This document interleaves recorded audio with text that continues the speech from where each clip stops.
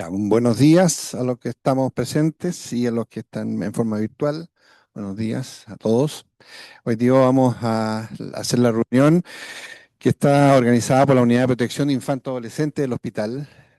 En esta oportunidad, la psicóloga Valeria Reyes, que es ella, va a hacer una presentación sobre el costo de cuidar, una aproximación al trauma vicario. Así que, Valeria, cuando quiera. Hola, ¿se escucha? Sí. Buenos días, mi nombre es Valeria Reyes, soy psicóloga de la unidad de protección y en esta ocasión vengo en representación de toda mi unidad. Nosotros conversamos acerca de cuál era el tema más interesante que exponer hoy día. Habían varios, pero la verdad que nos quedamos con este porque pensamos que podía ser un tema que podía ser también transversal a otras especialidades del hospital. ¿Por qué hablar de esto en salud? Porque, bueno, todos nos vemos enfrentados al sufrimiento extremo de las personas, a la muerte y a consecuencias de la violencia, ¿ya?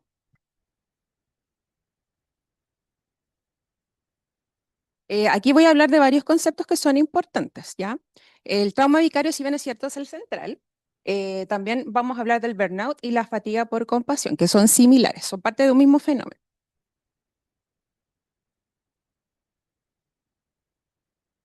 El trauma vicario tiene que ver con el cambio profundo y acumulativo de la exposición al trauma, ¿ya? Y hace un cambio en la visión del mundo de la persona.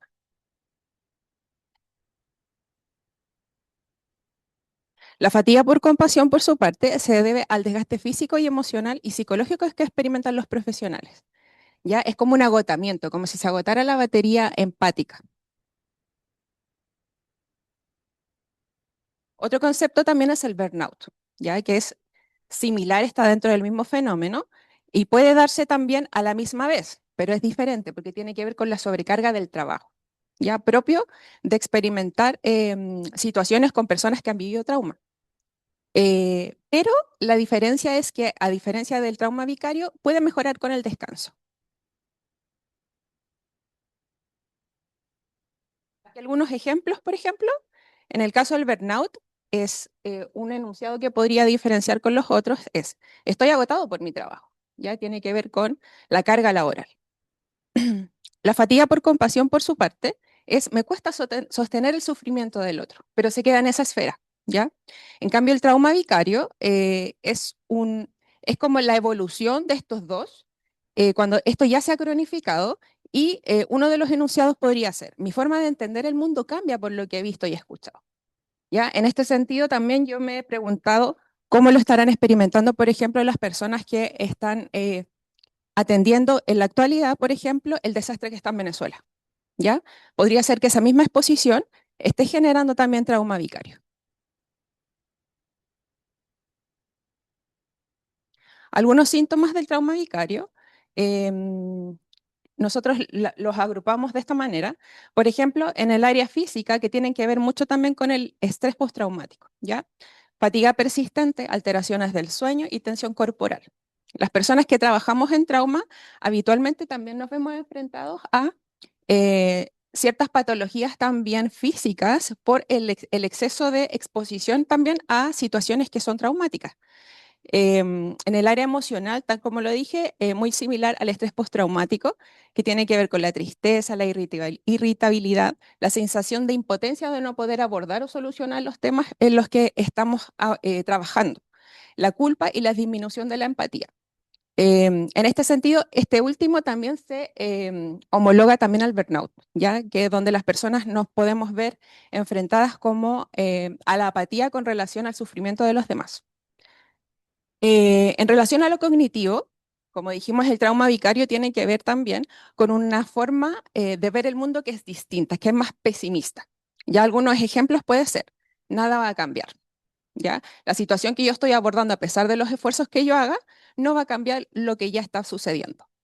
La pérdida de confianza en las personas, ¿ya? Aquí tiene que ver también como con relación al mundo, por ejemplo, enunciados como, bueno, no sé, este mundo está tan perturbado que en el fondo nada de lo que yo haga puede cambiar y en el fondo mi familia, por ejemplo, puede correr peligro, mis hijos pueden correr peligro porque este mundo está muy contaminado y nada de lo que yo haga o mis compañeros hagan va a cambiar el mundo. y la hipervigilancia, que constantemente estemos preocupados de las situaciones que van a suceder en el entorno y que pueden dañarnos, pueden dañar a otras personas que son significativas. En cuanto a la conducta profesional, esto yo creo que igual las personas que trabajamos en traumas vamos pasando por fases y a lo mejor a algunos de ustedes también les puede hacer sentido que en algún momento vamos como estamos más tranquilos, en otros momentos también podemos tener incluso aversión a abordar ciertas situaciones que nos pueden producir, por ejemplo, bastante estrés con relación al sufrimiento de las demás personas. El distanciamiento de los pacientes, menor sensibilidad, por ejemplo, con el dolor de los demás, evitar casos complejos, por ejemplo, ahí es súper importante igual ir levantando las propias alertas, irse mirando uno mismo para ver si aparecen algunos de estos indicadores también, bueno, más adelante también los vamos a revisar, poder levantar las propias alertas y generar también conductas de autocuidado. Y este también es súper importante, que es la dificultad para desconectarse de las propias situaciones que hemos visto. Hay otro concepto también que me gustaría nombrar, que es el de victimización secundaria. Mucho se habla de esto como con relación a la entrevista videograbada, cuando los niños van, por ejemplo, a dar relato de sus testimonios, por ejemplo, en la fiscalía cuando han sido víctimas de algún delito. Los manuales igual hacen alusión a que la victimización secundaria no solo la viven las víctimas, ya como consecuencia de su contacto con el sistema penal o con otros profesionales que abordan las situaciones delictivas, sino que también a las personas que participan em, de la asistencia a esas mismas personas. Ya la literatura también habla de los bomberos, de los policías, de los rescatistas, por ejemplo, y por supuesto del personal de salud. ¿Ya? Factores de riesgo. En relación a la literatura que pudimos revisar, hay algunos factores de riesgo que me parecieron relevantes también, ¿ya? Los individuales tienen que ver, uno de los primeros que aparece es con haber experimentado traumas personales, ¿ya? En mi caso, yo me he desempeñado como terapeuta en el área del trauma durante muchos años. Y una de las cosas también que siempre se discutía o se hablaba era acerca de la posibilidad o cuánta afectación pudiera tener un terapeuta, por ejemplo, cuando ha vivido en primera persona, por ejemplo, en la infancia, algún tipo de trauma. Ya, y efectivamente sí causa una afectación diferente. Obviamente eso no imposibilita a nadie para poder abordar situaciones de trauma, pero sí hay que tener ojo porque eso sí nos va a despertar sintomatología, ¿ya? Y pudiese ser que eso también nos ponga más en riesgo de estar mucho más sensible a ciertas situaciones. Los profesionales con menos experiencias, también la literatura habla de esto. En general, cuando hay profesionales con menos experiencia, van a tener mucha menos alerta respecto de los límites que tienen que poner con el dolor del otro y por lo tanto se van a sobrecomprometer ya con los demás y se van a sobreexponer a ciertas situaciones y van a transgredir los límites. Una de las cosas también que, bueno, en la diapositiva anterior hablaba como de los indicadores del trauma que tiene que ver con, em, me parece que es con el compromiso, voy a devolverlo un poquito para acordarme, ahí, con el distanciamiento de los pacientes. ¿Ya? Y en este caso, los factores de riesgo hacen que nos sobrecomprometamos, por ejemplo, con las situaciones que estamos viendo, pasar nuestros límites. Y yo creo que eso es una de las cosas que siempre tenemos que tener en consideración, de que si yo estoy en un rol, voy a cumplir ese rol y no puedo sobrepasarlo porque sí, en ese lugar tiene que haber otra persona que también me esté apoyando en el abordaje de ese caso. No todo lo puedo, ¿ya? Yo voy a tener un límite profesional para eso. Respecto de los factores de género, em, la literatura también muestra que las mujeres en general estamos mucho más expuestas y en riesgo a que podamos experimentar el trauma vicario y la fatiga por compasión, ¿ya? Igual tenemos que hacernos la pregunta el por qué y cómo está diseñado también el estudio de la literatura. Los que yo revisé tenían que ver también con terapeutas del área del trauma, psicólogos principalmente, psicólogos y psicólogas. Pero también me parece que hay otras áreas del cuidado que también están, como en su mayoría también comandadas por hombres. Por ejemplo, en relación a los policías, los bomberos y los rescatistas, también hay muchos hombres que están implicados, ¿ya? Sí, la literatura dice que los hombres están mucho más expuestos al burnout, ¿ya? Al cansancio propio del trabajo. Y en relación al trauma vicario, las mujeres estamos más expuestas, pero también pensar que hay factores de género que tienen que ver con la cultura. Las mujeres en general también estamos más moldeadas en relación al cuidado de los demás. Nuestros juegos desde la infancia, por ejemplo, están relacionados con el cuidado, no así el de los varones. Obviamente esperamos que eso también cambie con el tiempo y se puedan homologar también los cuidados. Em, y volviendo a lo mismo, los escasos límites profesionales. Siempre hay que tener en consideración los límites de mi rol. En mi caso como terapeuta, yo puedo hacer, qué sé yo, una vez a la semana terapia con el niño o la niña, puedo abordar ciertas cosas, pero también hay cosas que están fuera de mi alcance y eso yo no los puedo solucionar. En relación a esto es súper importante que también más adelante lo vamos a ver, que tiene que ver con la aceptación del sufrimiento humano, ¿ya? Y que tiene que ver con uno de los indicadores como de desarrollo espiritual, ¿ya? Cognitivo, emocional, pero también espiritual. Y es decir, estamos en este mundo y eso tiene que ver también con todas las preguntas que nos hacemos las personas en nuestra vida y la experiencia que tenemos, la madurez también, que es que existe el dolor en el mundo, existe la muerte, existen cosas que no podemos manejar, que yo no las puedo controlar, pero en el fondo en mi rol yo sí puedo aportar. ¿Ya? Puedo aportar un poquito, pero no puedo cambiar el sufrimiento humano, ¿ya? Em, del contexto laboral, me parecieron dos que eran interesantes, que tiene que ver con un elevado número de casos de trauma. Si pudiéramos como homologarlo acá al hospital, podría ser, por ejemplo, no sé, el servicio de urgencias, se me ocurre, cardiología, oncología y así un sinfín de servicios donde estamos expuestos a una gran cantidad elevada de situaciones que están fuera de nuestro alcance, de extremado dolor del sufrimiento de los demás y sobre todo niños y niñas y adolescentes. em, y van uno tras otro, ¿cierto? Y a veces, muchas veces son los médicos, el personal de salud que tiene que dar noticias que son extremadamente dolorosas, tratamientos que a veces también son molestos y dolorosos para los niños, y eso también nos va a enfrentar al trauma y al dolor, al sufrimiento también de ellos. Pero, sin embargo, en el área del trauma psicológico y psicosocial, eh, si bien es importante el volumen de casos, creo que también hay que considerar la intensidad de esos casos. ¿Ya? En la unidad de protección, si bien es cierto, vemos un número considerable de casos, hay veces que a lo mejor podemos estar 1 o 2 días con un solo caso, pero ese caso es tan intenso que es como si atendiéramos días a la vez. ¿Ya? Porque tiene muchos factores que resolver, porque hay que enfrentarse al sistema judicial, hay que enfrentarse a los servicios de protección especializada, a las denuncias, a los policías, por ejemplo, informar a la familia acerca de un hecho delictivo, por ejemplo, y eso puede ser muy estresante también para nosotros como profesionales, ¿ya? Entonces, si bien es cierto, el número elevado de casos de trauma es importante, la intensidad también de los casos que podemos ver, tanto, por ejemplo, en la unidad de protección como en otras unidades, también es súper importante.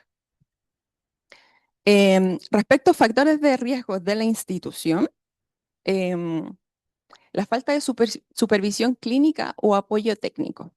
Aquí es súper importante también considerar que como profesionales, si bien es cierto, estamos formados, estamos capacitados para poder abordar casos de alta complejidad en relación al trauma, siempre es muy, muy, muy, muy importante que hayan otros ojos externos que nos estén mirando, que nos estén guiando en cosas que a lo mejor no estamos viendo, que nos puedan corregir incluso, que nos puedan fortalecer ciertas áreas. En el caso de la unidad de protección, nosotros tenemos varias instancias de supervisión clínica que nosotros mismos hemos instalado, ¿ya?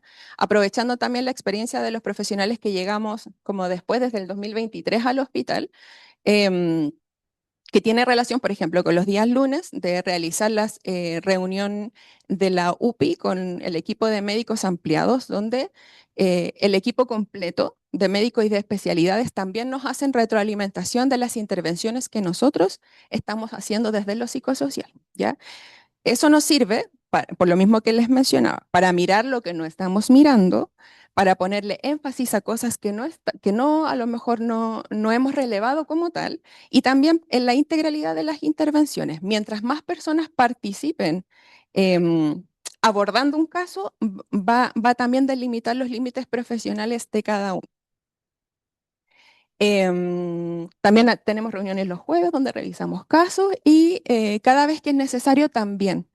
En mi caso, por ejemplo, yo tengo una estrategia que siempre la he implementado desde los años que aprendí también a practicar la terapia en relación a la reparación, que es que cada vez que yo me veo muy afectada con un caso, generalmente yo llego a la oficina y lo que hago es comentarle el caso a mis compañeros, ¿ya?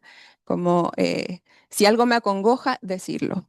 Y la verdad que resulta súper bien. De hecho, más adelante lo vamos a ver y tiene que ver también con uno de los factores protectores para la fatiga por agotamiento y también para el trauma vicario. Los espacios de autocuidado institucionalizados. Esto también es súper importante. Em, la institución de alguna manera, bueno, y más abajo también habla de la cultura organizacional invalidante o de la resistencia emocional. A veces cuando la cultura de la organización tiene que ver como que es normal en realidad que suframos los profesionales. Y en realidad no. En realidad tenemos que saber reconocer y validar que hay momentos que no vamos a poder, que vamos a estar fatigados, que vamos a estar cansados. Y desde ahí también generar espacios de autocuidado que nos puedan permitir tomar aire, por ejemplo, de repente salir un ratito a la plaza, que eso también lo hacemos mucho ya. Estamos muy sobrecargados, salimos un ratito a respirar, nos tomamos un tiempo, por ejemplo, ya para tomarnos un café, para poder conversar de lo que nos está pasando, pero también eso es necesario que sea institucionalizado para que sea visibilizado. No tan solo para la unidad de protección, sino que para cada unidad que vive un estrés importante con respecto a la atención de usuarios, de pacientes o de víctimas. Bueno, vamos a hablar acá también de la prevención. Recordarles también que los conceptos que yo les estoy comentando, a veces en la literatura se hablan como sinónimos, pero no lo son, sino que estos tres, que es el burnout, la fatiga por compasión y el trauma vicario, pareciera ser como un continuo, ¿ya?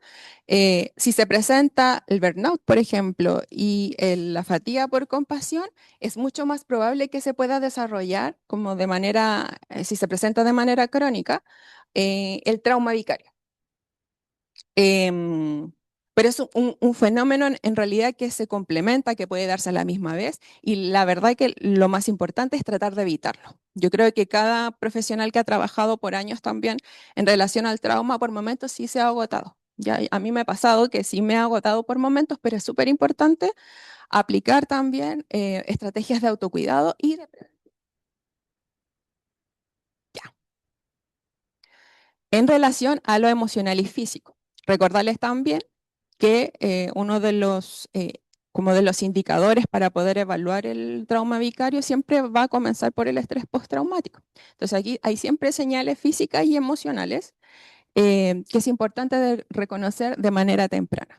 Si aparecen estos indicadores, siempre tomar descansos de la manera que sea en lo habitual del trabajo o también incluso que los terapeutas o las personas que estamos enfrentadas a esto podamos pedirle ayuda a otros, incluso a otros profesionales de la salud mental, por ejemplo, para poder tomar un descanso. Los límites que tenemos que establecer entre el rol profesional y la responsabilidad total, que también se los venía diciendo. Em, es importante saber cuál es mi rol en la institución y en la atención que yo voy a tener con ese paciente, con esa víctima. Yo voy a poder hacer esto, qué sé yo, una vez a la semana, una hora, voy a poder enfrentarme al dolor de ese niño o de esa niña, establecer ciertos objetivos y ese va a ser mi rol. Van a haber otras instituciones que pueden también seguir apoyando y a lo largo de la vida de esa persona también, no solo yo, ¿ya? No tengo la responsabilidad total de poder solucionar todo de esa vida. El descanso real, que tiene que ver aquí, también lo conversábamos con la unidad, con el descanso real que podemos tener los profesionales. Muchas veces nos pasa que cuando nos hemos tomado días de descanso, pasa mucho que igual estamos, por ejemplo, conectados al WhatsApp de la unidad y nos llegan igual los mensajes y finalmente quedamos igualmente conectados a lo que está pasando acá en el trabajo. No logramos hacer una separación entre nuestra vida privada y lo que está ocurriendo, por ejemplo, acá en la unidad o en el hospital. Eso es súper importante. Si te vas a tomar descansos, desconectarte, salir del WhatsApp, avisar, dar los avisos correspondientes, por ejemplo. entre tal día y tal día voy a estar en otra actividad de mi vida personal y voy a estar desconectado. Las redes de apoyo, siempre es importante tener tanto redes de apoyo dentro del equipo o del hospital también. Pasa mucho, no sé si, bueno, deben haber personas escuchando también que también hacen algo muy habitual en nuestra unidad, que es que cuando también sufren alguna experiencia dentro de las atenciones del hospital que pudiesen ser dolorosas, traumáticas o que le produce un profundo dolor, muchas veces van a nuestra oficina a comentarnos. Yo sé que también somos redes de apoyo también para varios profesionales de acá del hospital. Y eso sirve bastante, ¿ya? Nosotros también lo aplicamos entre nosotros, entre el mismo equipo. Un punto muy importante es la actividad física. En la literatura que revisamos, en todas las recomendaciones, aparece esto, ¿ya? Que es la actividad física, para poder de alguna manera poder resolver ciertas cosas, porque nuestro cuerpo se ve muy afectado. Hay tensión física, hay dolores de cabeza, hay problemas gástricos. Esto yo lo viví también mucho en programas anteriores en los que yo trabajé, donde la gente somatizaba mucho, mucho dolor de cabeza y sobre todo problemas gástricos. Era súper común. Y la actividad física obviamente que va a ayudar a resolver, no todas las cosas, pero sí ciertas cosas, a liberar tensiones, a que nuestra cabeza también esté mucho más descansada, más libre. Em, Atender las señales físicas y emocionales con profesionales. Este problema también yo lo vi mucho, que era en relación a los terapeutas que trabajaban en trauma. Em, a veces nos desconectamos un poco también de nuestra área física porque estamos tan enfocados en poder atender el sufrimiento de los demás que también nos desconectamos de qué es lo que nos está pasando a nosotros, ¿ya? Es súper habitual. Em, y uno de los factores protectores que ahí yo lo destaqué, que tiene que ver con la resiliencia vicaria. ¿Qué es lo que es la resiliencia vicaria? Bueno, la resiliencia en sí es la capacidad que tenemos las personas de poder enfrentar una situación que es adversa, una situación que es dolorosa, que nos puede causar daño, enfrentarla y además sobreponernos a eso, ¿ya? Y cuando se trata de lo vicario, tiene que ver con el otro. Entonces, la resiliencia vicaria tiene que ver con cómo nosotros, en la atención con nuestros pacientes, con las víctimas que atendemos, podemos encontrarle sentido a la recuperación. Es decir, hay muchos casos en los que vemos sufrimientos que a lo mejor no terminan tan bien y que pudiera a lo mejor favorecer que nuestra visión del mundo sea muy pesimista. Pero también hay otros casos donde con la intervención que podemos hacer en conjunto, con nuestra labor profesional, también podemos ver muy buenos resultados. Y esas mismas personas también nos ayudan a tener un desarrollo espiritual. O sea, no solo nosotros estamos entregando atención a los demás, los niños y niñas, por ejemplo, en este caso, también nos van a nutrir de ciertas cosas. Nos van a demostrar también que no tan solo son víctimas, son niños que hacen muchas otras cosas además de ser víctimas o de ser pacientes. Y por último, en esta área, la profesionalización. Como veíamos anteriormente, uno de los indicadores de riesgo era que habían profesionales sin experiencia o con menos experiencias, es más probable que desarrollen el trauma vicario o la fatiga por compasión. Pero en este caso, el formarse, el capacitarse, también va a hacer que podamos entender la realidad o el fenómeno de violencia que estamos viendo o de sufrimiento desde otro punto de vista. Cuando las personas entendemos lo que nos está pasando, tenemos mayor control y menos angustia sobre eso que estamos viendo, ¿sí? En relación al equipo de trabajo, espacio de reflexión de los casos. Y eso, como ya se los mencioné, en la unidad de protección lo tenemos bastante, ¿ya? Porque obviamente somos del área psicosocial, venimos con otras experiencias y por lo tanto vamos a aplicar esta herramienta. No sé si, por ejemplo, en el área clínica se aplicará mucho, ¿ya? Pero si no lo hacen, yo creo que es súper importante hacer reuniones también acerca de lo que les pasa, ¿ya? Y eso también tiene que ver con validar el sufrimiento también profesional, ¿ya? No siempre podemos con todo. En la misma línea, la supervisión clínica siempre es importante que otros nos estén mirando cómo estamos interviniendo. ¿ya? Y que nos hagan alcances y reflexiones también de nuestro quehacer, porque es muy fácil perderse también cuando uno aborda casos de trauma. El compañerismo. También esto es súper, súper, súper importante. Pareciera algo muy coloquial, pero en realidad cuando uno está en modo intervención, cuando llega, por ejemplo, un caso grave, siempre es importante que a lo mejor un par se haga cargo de ese caso, pero los demás siempre los están asistiendo. Por lo menos en la unidad de protección tratamos de que sea así, ¿ya? A veces nos saltamos comida, a veces se nos olvida algo, a veces uno tiene que salir y hacer una denuncia, el otro tendrá que, no sé, recogerle sus cosas y facilitárselas. Esos pequeños gestos, la verdad que ayudan mucho y alivianan mucho el sufrimiento o el estrés que uno pudiera estar viviendo en ese momento. Validar las emociones de los demás sin juzgar. Por ejemplo, me pasó esto con este caso. No sé, qué sé yo, un niño, una niña que sufrió esta situación me llevó a, no sé, a contactarme con mi lado más frágil a lo mejor. Escuchar y validar esas emociones que tienen los demás profesionales que están enfrentadas directamente a la situación de sufrimiento. Em, Al contrario de los indicadores de riesgo, en positivo, una cultura también organizacional del equipo donde pedir ayuda no sea mal visto, ¿ya? Donde pedir ayuda, la verdad, que tiene que ver, ojalá, con una visión del mundo. Las personas nos sostenemos porque hay otras al lado que nos están ayudando en lo que sea. ¿Ya? Y ojalá en el trabajo y sobre todo en el trabajo que se hace con una alta carga emotiva, eso también pudiese ser como un parámetro relevante, ¿ya? Que es validar que el otro también puede sufrir por algo que le haya afectado. En relación a la institución, como ya lo hablamos, la prevención que tienen que ver con la visualización, el reconocimiento de que el trabajo puede generar dolor y puede generar sobrecarga, ¿ya? Y un plan de autocuidado, esto en general, yo creo que en las empresas o en las instituciones donde uno pudiese estar enfrentado a una carga laboral emotiva muy importante, no hay un plan de autocuidado tan elaborado, ¿ya? Y eso es súper importante igual hacerlo. Y bueno, lo puse ahí destacado también, que era lo que les mencionaba adelante, que es la aceptación del sufrimiento humano. Esto también tiene que ver con el desarrollo espiritual de las personas, que es reconocer que el sufrimiento existe, que el dolor existe, que existen las tragedias, que sí, existen las catástrofes. Bueno, y por algo también cada uno de nosotros se ha dedicado también a una profesión del cuidado, ¿ya? Porque hay alguien a quien cuidar. Hay alguien que algo le duele y que nosotros podemos aliviar en algo, pero no la totalidad de lo que ocurre.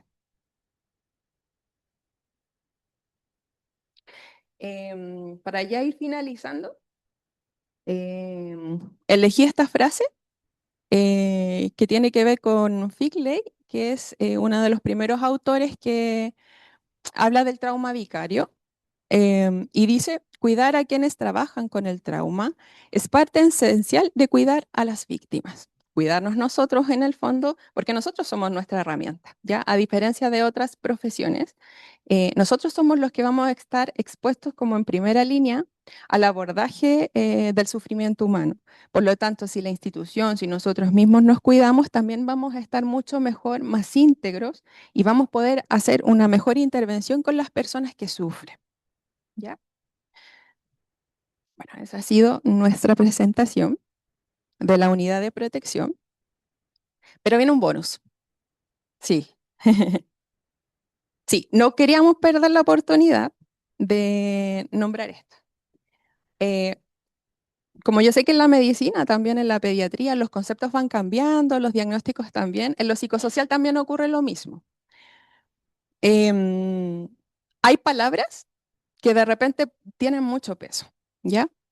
Por ejemplo, la palabra menores o menor.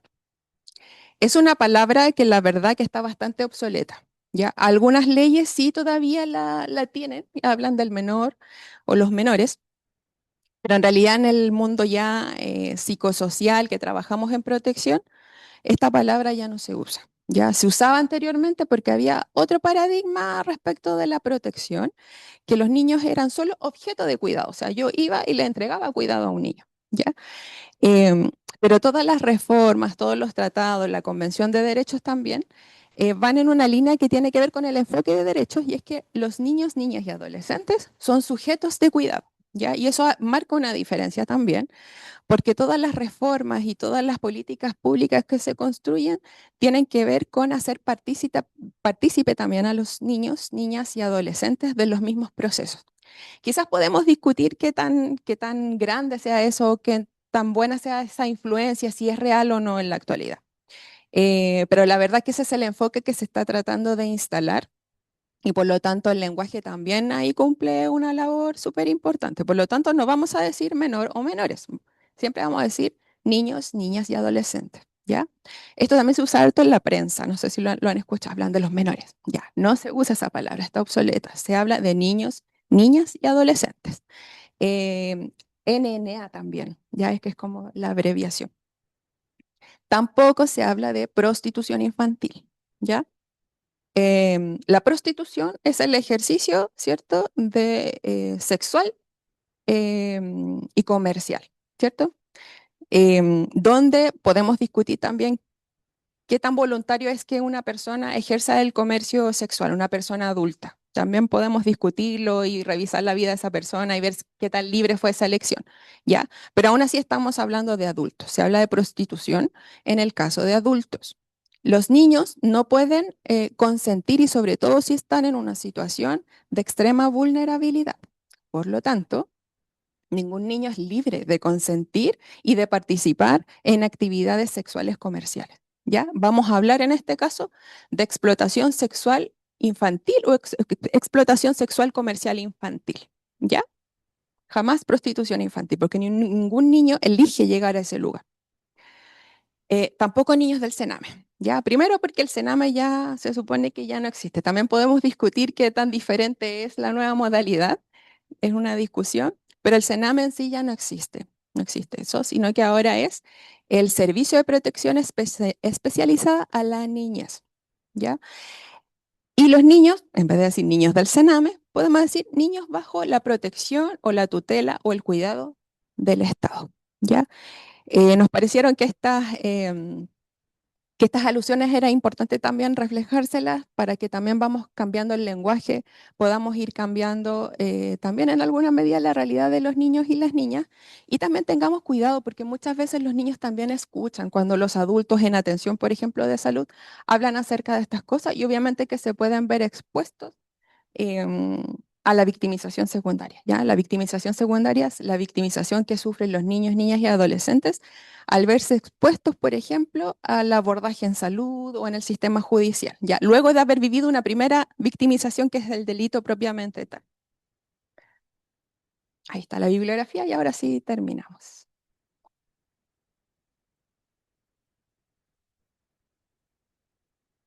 Muchas gracias, Valeria, por la posición sobre un tema que nos toca harto en el hospital, en nuestro ejercicio profesional, a todo nivel, ¿no es cierto?, de enfrentar niños y situaciones familiares, sociales y médicas súper complejas, súper densas, súper con mucho contenido humano y y mucha fuerza en lo que es la emoción. No sé, ¿alguna pregunta, comentario? Mira, yo te quería hacer un comentario. Uno que ya lleva más años en el hospital, uno ha visto una evolución. No sé si uno está más sensible con los años, ¿ah? Puede ser. Hay un factor de ese tipo, pero una evolución en cuanto a las dinámicas que estamos viviendo en el hospital, lo que vivíamos años atrás. Antiguamente uno veía a los niños con patología, ¿no es cierto? Que sufrían por la misma patología, una infección, una cirugía, una traumatología, en fin. Hoy día vemos niños que están con una dinámica social y psicológica tremendamente potente, ¿no? El niño con las redes sociales ya no es un niño, ¿ah? Prontamente es un adolescente y casi un adulto inmaduro y frágil, ¿ah? Lleno de fragilidades. Entonces nosotros como funcionarios de la salud en los distintos niveles estamos viendo enfrentados niños, nos están llegando personalmente, y estoy seguro que a todos nosotros, situaciones humanas súper potentes, esto se potencia, o sea, se potencia ahora que estamos, una cosa muy circunstancial y muy actual, que estamos recibiendo niños con patología mental compleja, ¿m? Con ideaciones que antes los niños no tenían y que eran excepcionales. Niños que eran absolutamente niños con únicos. Hoy día es casi con las redes sociales y con el acceso a redes sociales, es que el niño está, entre comillas, solucionando sus situaciones humanas con la red social y no con el profesional. ¿Ah?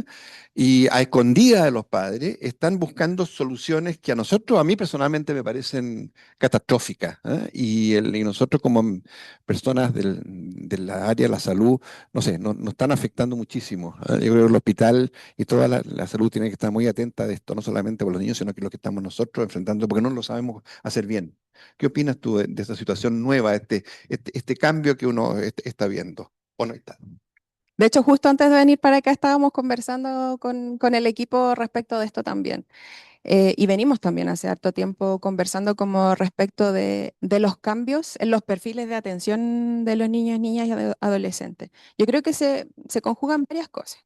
Un mundo muy individualista. Yo creo que cada vez nuestro mundo está yendo hacia un camino muy nefasto respecto del individualismo, de validación del maltrato, de validación de la violencia en muchas formas, mucha más pobreza, mucha más segregación. Venimos saliendo también de una pandemia que también acrecentó mucho, mucho, mucho los indicadores de la violencia intrafamiliar, la violencia organizada, el crimen organizado. Cada vez los niños y niñas en este territorio, que a lo mejor podría ser un poco impensado, están viéndose vinculados también a organizaciones también que los implican en delitos, que los implican en el comercio sexual, que nos implican en el tráfico de armas, en el tráfico de drogas, parentalidad también que está muy subrogada a las redes sociales. Entonces yo creo que es todo un conjunto, no sé si se me va algo, chiquillos, pero yo creo que es todo un conjunto de situaciones que han hecho también que el perfil de atención o las patologías o los fenómenos que estemos viendo con los niños y niñas acá en el hospital, y yo creo que en todos los territorios de la región metropolitana al menos, están cambiando mucho hacia un extremo muy, muy, muy nocivo. Ya respecto de distintos tipos de violencia, y eso obviamente que va a afectar a la infancia, y yo creo que tiene que ver con lo contextual, tiene que ver con cómo las familias están criando, con un contexto político, con un contexto económico, que confluye finalmente en que tengamos niños y niñas muy dañados en la actualidad, con mucho trauma complejo, con mucho estrés postraumático, víctimas de delitos.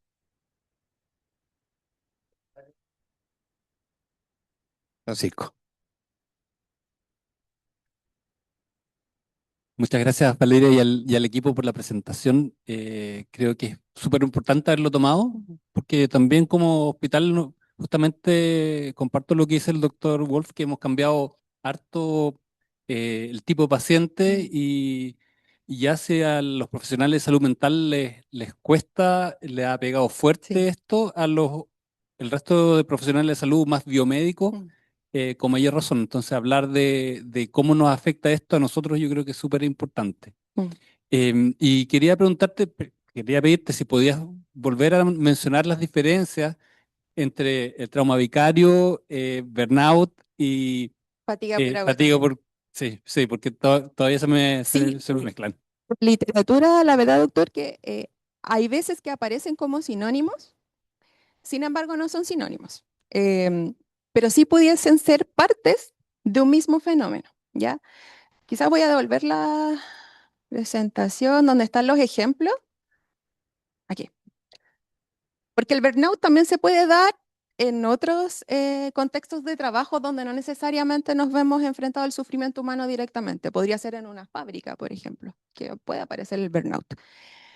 Y tiene que ver directamente con la carga laboral y con el propio trabajo, con las condiciones del trabajo. Aunque sí en contextos donde trabajamos personas que nos enfrentamos al sufrimiento humano, sí podemos también sufrirlo, ¿ya? Entonces, cuando se conjugan estos dos, que es el burnout, más la fatiga por compasión, que la fatiga por compasión tiene que ver más, como asemejándolo, sería como el estrés postraumático después de enfrentar situaciones de sufrimiento humano. Ya, donde es como que la pila se nos agota. Ya no puedo con este dolor del otro, entonces me tengo que alejar un poquito. Ya, pero yo descanso y a lo mejor puedo volver a retomar mis funciones, ¿ya? Estos dos primeros son buenos predictores también del trauma vicario. Ya por eso decía, por sí solos se pueden dar, pero cuando se dan juntos parecen un continuo de un mismo fenómeno y que finalmente cuando se cronifica aparece el trauma vicario. En el trauma vicario es como el último eslabón y tiene que ver con el cambio en la percepción del mundo. Ya es mucho más estable, es permanente. ¿Ya? Me ha tocado ver también como muchos terapeutas, al verse enfrentado al dolor constante, finalmente dicen, yo ya no puedo más con esto, el mundo es un mundo peligroso, es un mundo donde en realidad nada de lo que hagamos va a poder transformar el dolor que están viviendo niños y niñas, por ejemplo. Y deciden cambiarse de profesión y trabajar en otra cosa totalmente distinta, ¿ya? Siempre manteniendo una visión muy pesimista y que se ha transformado a lo largo de mi exposición al sufrimiento humano. ¿Ya? ¿Se entiende? ¿Sí? Esas son como las tres diferencias. Si bien es cierto, se usan como sinónimos, no lo son porque son diferentes niveles de afectación y en el trauma vicario sería como el más grave y más estable de todos. ¿Sí? Perfecto. Marcela. Sí, a propósito de lo que tú dices del trauma vicario, es como casi ya desertar, Sí, ¿cierto? eso es.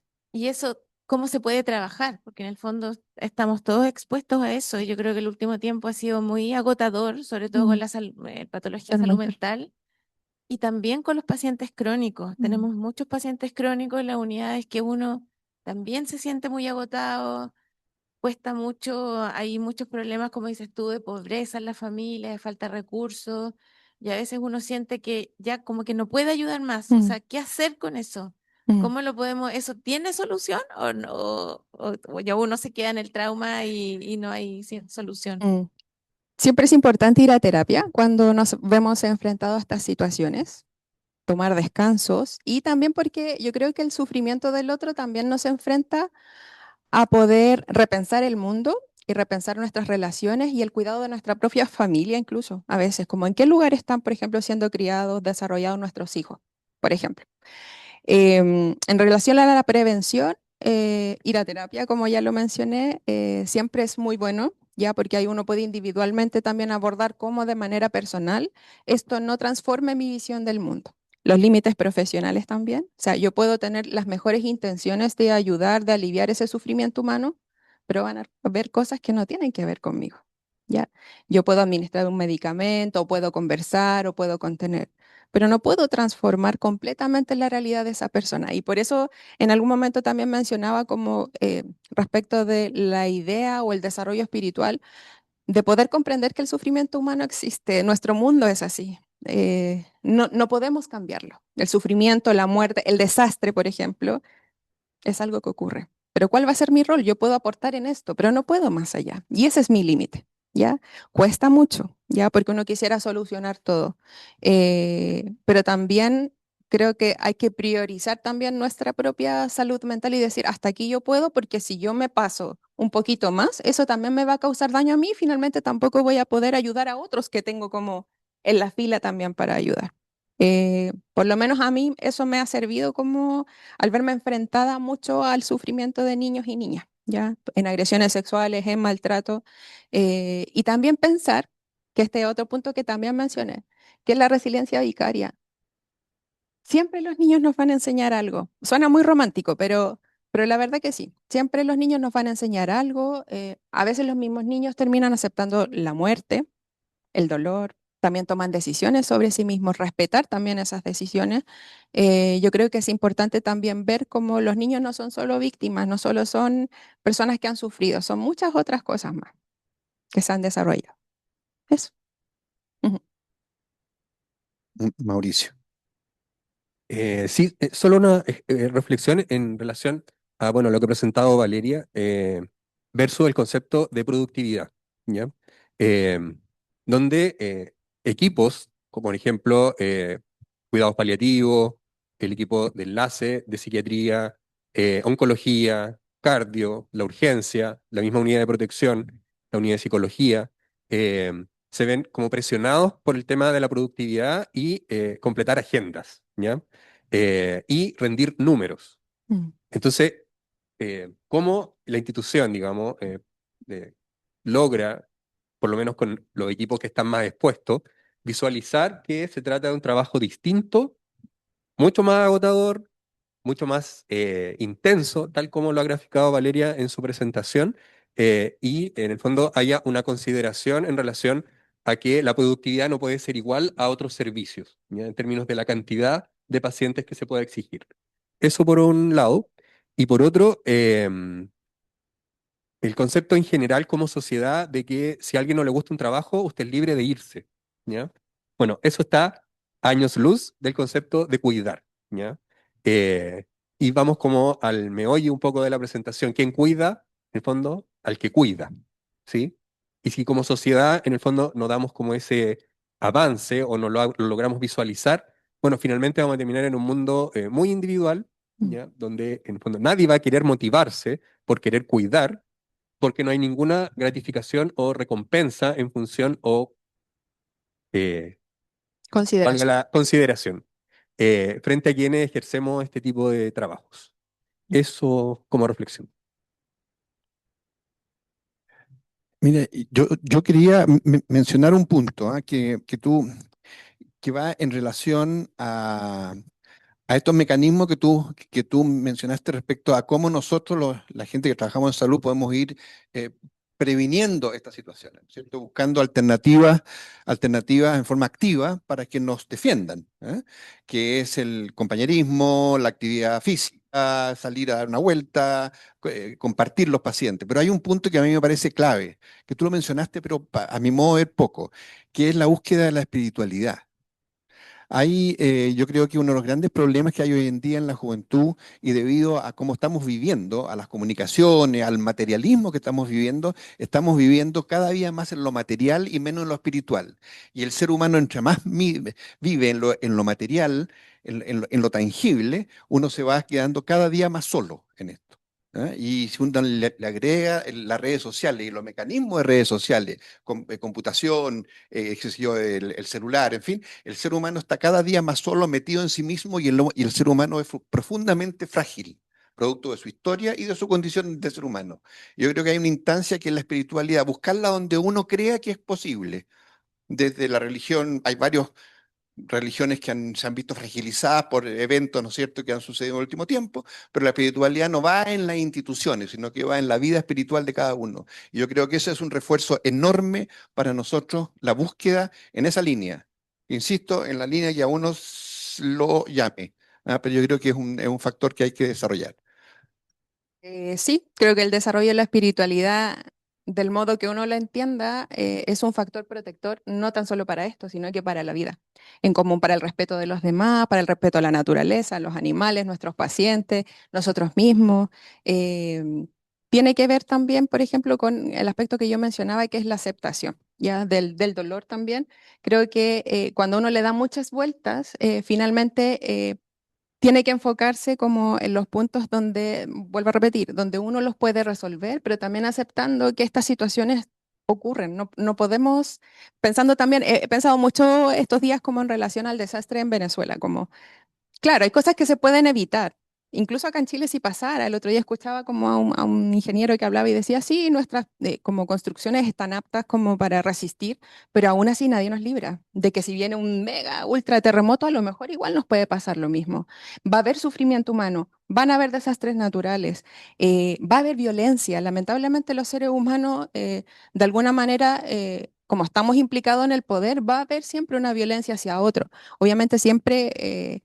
ojalá sea lo menos dañina posible, pero existe. Entonces, no podemos hacer nada frente a eso. Y yo tengo que tomar un rol como, ¿qué lugar ocupo yo en esta sociedad para poder hacer, si es que me interesa, hacer algo mejor por las personas, por los pacientes, por los usuarios? Y eso es lo que me compete. No puedo cambiar todo, pero sí puedo cambiar un poquito y a lo mejor eso me causa satisfacción y desarrollo espiritual. Perfecto. Oye, hay una pregunta ahí aquí en el chat que hace la Virginia Valdés, entiendo. Yo pienso que el Sename es un creador de niños con daño en mayúscula. Ujú. Si aún existe, me parece una aberración. ¿Se ha pensado en algunos de los sistemas que acojan niños abandonados? Sí, tiene que ver. Eh, el Sename no existe como nombre.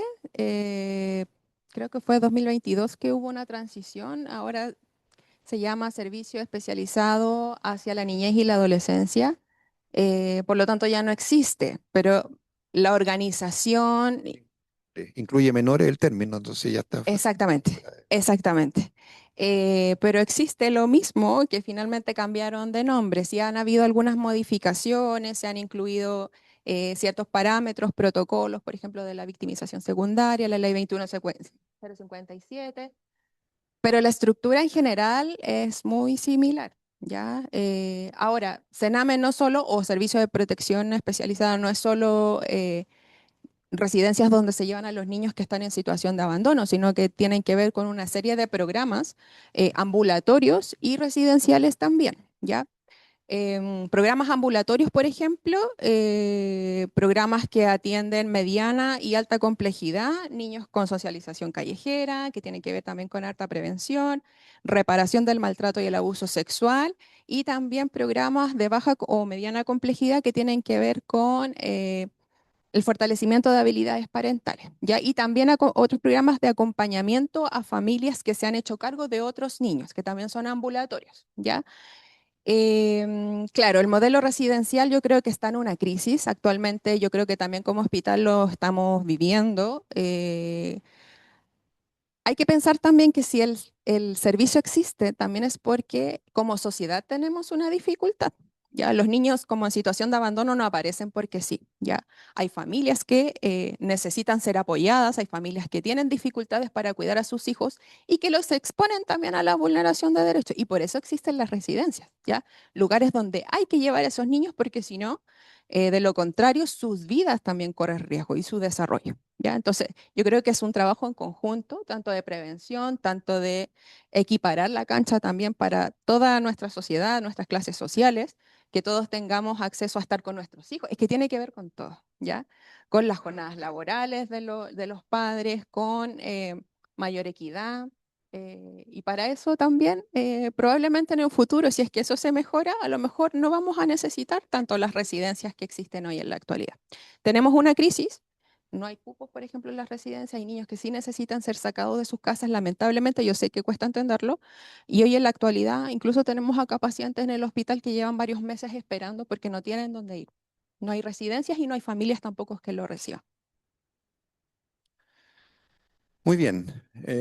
Un agradecimiento a la Unidad de Protección del Niño y Adolescente, especialmente a Valeria, por habernos sensibilizado en esto, que creo que nos ha hecho pensar y nos ha hecho sobre todo sentir. Así que un millón de Ujú. gracias.